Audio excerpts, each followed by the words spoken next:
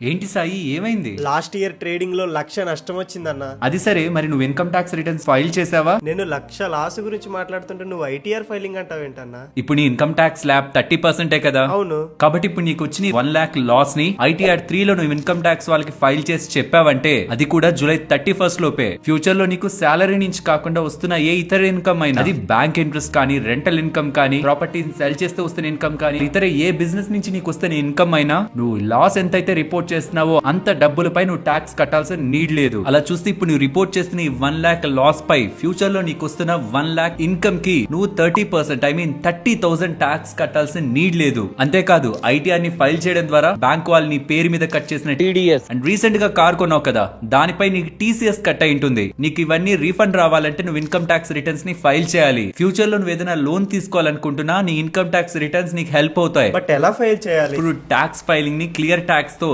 ఈజీగా ఆన్లైన్ లో నువ్వు చేయొచ్చు. జస్ట్ నీ బేసిక్ డీటెయిల్స్ లైక్ నీ పాన్, ఫార్మ్ 16 ని అప్డేట్ చేస్తూ, వీళ్ళకి ఆల్రెడీ 25+ బ్రోకర్స్ తో టైఅప్ ఉంది కాబట్టి నువ్వు ట్రేడింగ్ ఇన్వెస్ట్మెంట్ చేసిన బ్రోకర్ తో లింక్ చేసావంటే నువ్వు చేసిన ఎంటైర్ ట్రాన్సాక్షన్స్ సింగిల్ క్లిక్ తో అప్డేట్ అయి, ఆ డేటాని బట్టి నువ్వు ఏం చేస్తే నీకు ట్యాక్స్ ఏ అవుతుందో వీళ్ళే నీకు సజెస్ట్ చేస్తారు. ఇక్కడ కనిపిస్తున్న ఈ కూపన్ కోడ్ ని వాడావంటే ఆల్రెడీ డిస్కౌంట్ లో ఉంటున్న ప్లాన్స్ పై అడిషనల్ గా 10% డిస్కౌంట్ ఈ స్పెషల్ ప్రోమో కోడ్ తో పొందొచ్చు. లింక్ బయోలో ఉంది, వెంటనే ఫైల్ చేయి.